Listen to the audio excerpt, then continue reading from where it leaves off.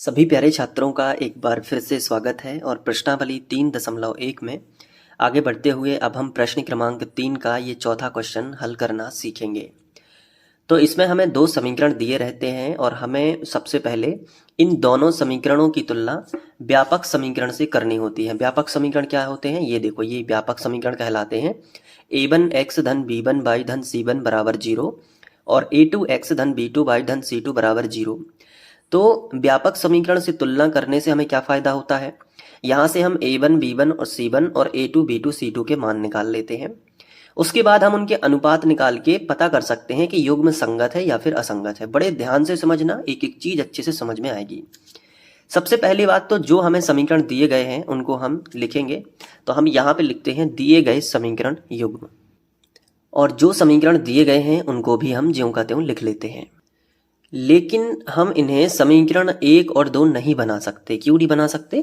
क्योंकि हमें इनकी तुलना करनी है व्यापक वर्ग समीकरण से, व्यापक समीकरण से। और व्यापक समीकरण में बराबर में क्या होता है, 0 होता है। लेकिन क्या इनके बराबर में 0 है? तो आंसर है नहीं है। तो सबसे पहले क्या करना होगा, हमें इनके बराबर में 0 करना होगा। तो अब यहां से आपको सवाल बहुत अच्छे से समझते जाना है, ध्यान से देखना। कभी भी जब हमें समीकरण के बराबर में 0 ना दिया हो तो हम 0 लेके आते हैं। देखो कैसे हम लिखेंगे, व्यवस्थित करने पर। आप इसी तरीके से अपने नोट्स में लिखना, ठीक है। व्यवस्थित करने पर, व्यवस्थित करोगे तो क्या होगा कि ये जो 11 है इस तरफ आ जाएगा, ये 22 है इस तरफ आ जाएगा। तो देखो 5x माइनस 3y, और 11 को अंदर खींच लो तो प्लस का है तो माइनस का 11 आ जाएगा बराबर नाक के इस तरफ, तो माइनस का 11 हो जाएगा और बराबर में 0 आ जाएगा। देखो, तो हम क्या करते हैं कि जो इस तरफ संख्याएं होती हैं उनका पक्षांतर कर लेते हैं और बराबर में 0 ले आते हैं। अब हम इसको समीकरण 1 बना सकते हैं, क्योंकि अब ये व्यापक समीकरण से तुलना करने के लायक हो चुका है। अब देखो इसको, तो यहां से लिखो -10x प्लस 6y, और ये जो माइनस का 22 है ना, 22 है, इसका इस तरफ पक्षांतर कर लो तो प्लस का 22 हो जाएगा और बराबर में कुछ नहीं है तो 0 आ जाएगा, और इसे हम समीकरण 2 बना सकते हैं। जैसे ही हमने समीकरण 1 व 2 बनाए तो अब हम इनकी तुलना व्यापक समीकरण से करेंगे। तो नीचे एक भाषा लिखेंगे जो आपको भी लिखना है एग्जाम में। समीकरण 1 व 2 की तुलना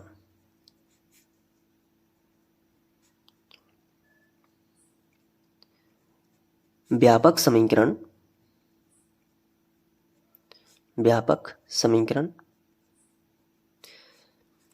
a1x धन b1 बाई धन c1 बराबर 0 तथा a2x धन b2 बाई धन c2 बराबर 0 से करने पर। तो इस तरीके से आपको तुलना कर देनी है। अब देखो, ये तो भाषा हर सवाल में लिख रहे हैं, लेकिन जो करना है वो तो आपको पता ही है कि क्या करते हैं। पहले हम यहाँ पे a1 बराबर, फिर यहाँ पे लिखेंगे b1 बराबर, थोड़ी जगह छोड़ छोड़ के यहाँ पे लिखेंगे c1 बराबर। इसी तरीके से नीचे लिख लेंगे a2 बराबर, यहाँ लिखेंगे b2 बराबर, और यहाँ लिख लेंगे c2 बराबर, जगह छोड़ छोड़ के। अब देखो a1, b1 और c1 ये तीनों मान मिलेंगे समीकरण 1 से। समीकरण 1 में देखो x का जो भी गुणांक होता है वो a1 कहलाता है, जो y का गुणांक होता है वो b1 कहलाता है, और जो अचर पद होता है वो c1 कहलाता है। तो देखो x का गुणांक कितना है, 5, तो यहाँ a1 कितना हो जाएगा, 5। फिर देखो y का गुणांक कितना है, -3, तो b1 हो जाएगा -3। इसके बाद जो अचर पद है -11, ये हो जाएगा c1। अब जो a2, b2 और c2 के मान है ये मिलेंगे समीकरण 2 में। देखो x के आगे जो कुछ भी लिखा है वो है -10, वो a2 का मान है। जो y के आगे लिखा है +6 वो b2 का मान है, और जो अचर पद है +22 वो c2 का मान है। क्लियर है ना? तो इसके बाद जैसे ही हमें a1, b1, c1 और a2, b2, c2 के मान मिल जाते हैं तो अब हम इनका अनुपात निकालेंगे। अनुपात मतलब बटे में करेंगे। तो a1 बटे a2 कर लेंगे तो बराबर कितना आएगा, 5 बटे -10। कैंसिल करो इसको, 5 एकम 5 और 5 दूनी 10, तो 1 ऊपर आ गया, 5 एकम 5, 5 दूनी 10, तो बराबर कितना आएगा, -1/2। देखो माइनस बचा, ऊपर 1 बचा, नीचे 2 बचा। अब निकालेंगे हम b1 बटे b2। तो यहाँ पे हमने हेडिंग डाल दी b1 बटे b2 बराबर, b1 कितना है -3 तो हमने लिखा -3, और b2 कितना है 6 तो हमने लिखा 6। अब देखो 3 एकम 3 और 3 दूनी 6, तो ये माइनस का 1/2 आ जाएगा, यानी b1 बटे b2 a1 बटे e2 के बिल्कुल बराबर है। तो जब ये दोनों बराबर हैं तो अब हम c1 बटे c2 निकालेंगे। तो हमने लिखा c1 बटे c2, तो ये कितना आएगा, c1 देखो कितना है -11, तो -11, और बटे c2 कितना है 22, तो हमने लिखा 22। तो देखो 11 एकम 11 और 11 दूनी 22, तो -1/2 ये भी आ गया। इसका मतलब ये हुआ कि ये तीनों बराबर हैं, तो हम लिखेंगे कि यहाँ -1/2 बराबर है ये दूसरे नंबर के -1/2 के, और ये भी बराबर है ये तीसरे नंबर के -1/2 के। इसका मतलब ये है कि ये तीनों भी बराबर होंगे, यानी कि a1 बटे a2 बराबर है b1 बटे b2 के, और वो भी बराबर है c1 बटे c2 के। तो ये जैसे ही हमें पता चला तो इसको हमने हाईलाइट कर लिया। अब ये क्या है, देखो ये अगर तीनों बराबर हैं तो इसके लिए ये वाली शर्त लगेगी कि a1 बटे a2 अगर बराबर हो b1 बटे b2 के और वो भी बराबर हो c1 बटे c2 के, तो दोनों समीकरणों के ग्राफ समपाती रेखाओं के रूप में मिलेंगे। तो रेखाएं कैसी रहेंगी, संगत। तो हमसे पूछा है कि संगत होंगे समीकरण क्या असंगत, तो आप खुद बताओ, देख के बताओ संगत होंगे कि नहीं।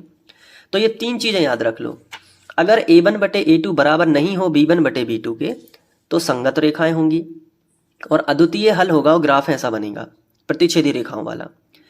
और अगर a1 बटे a2 बराबर तो हो b1 बटे b2 के लेकिन बराबर नहीं हो c1 बटे c2 के, तो देखो तो समांतर रेखाएं बनेंगी, मतलब दोनों समीकरणों के ग्राफ ऐसे बनेंगे, इन्हें हम समांतर रेखाएं कहते हैं। ये कभी भी एक दूसरे को टच नहीं करेंगी, तो ये असंगत है, मतलब कभी मिलेंगी नहीं आपस में, तो असंगत है। और ऐसी स्थिति को बोलते हैं कोई हल नहीं, जबकि इस वाली स्थिति को बोलते हैं अद्वितीय हल। मतलब अद्वितीय हल मतलब दूसरा हल नहीं है, केवल एक ही हल होगा, मतलब दोनों रेखाएं केवल एक ही बिंदु पे मिलेंगी, फिर कभी नहीं मिलेंगी। ये दूर जा रही हैं, ये भी दूर जा रही हैं, एक ही बिंदु पे मिलेंगी, तो दूसरा हल नहीं हो सकता, केवल अद्वितीय हल है। और ऐसे में भी कम से कम एक बिंदु पे तो मिली है, तो इन्हें संगत रेखाएं जरूर कहेंगे। और तीसरा ये जो हमारे सवाल में आ चुका है कि अगर a1 बटे a2 बराबर हो b1 बटे b2 के लेकिन बराबर भी हो साथ में c1 बटे c2 के, तो इसका मतलब होता है कि पहले समीकरण की रेखा और दूसरे समीकरण की रेखा का जो पथ है, जो रास्ता है, वो बिल्कुल समान है, मतलब एक के ऊपर एक रेखा है। तो ऐसे में भी क्या होता है, संगत रेखाएं होती हैं। तो हम यहाँ पे लिखेंगे आखिरी वाली भाषा, कहता है दिए गए रैखिक समीकरणों के युग्म संगत हैं। तो इस तरीके से आप लिखेंगे और आपको पूरे अंक मिलेंगे, बस आपको नोट बस करना है अच्छे से, ठीक है। तो चलो यहाँ से अच्छे से लिख लो, यहाँ से, इसके बाद यहाँ से आप वीडियो को पॉज करके लिखते जाना, ठीक है। इसके बाद थोड़ा सा यहाँ पे, अब ठीक है, आगे का वीडियो आपको प्लेलिस्ट में मिलेगा जिसकी लिंक डिस्क्रिप्शन में है, तो जाके चेक करो और सारे वीडियोस देख लो और गणित की तैयारी को बहुत ही प्रभावी और महत्वपूर्ण बनाओ। मिलते हैं नेक्स्ट वीडियो लेक्चर में। Thank you.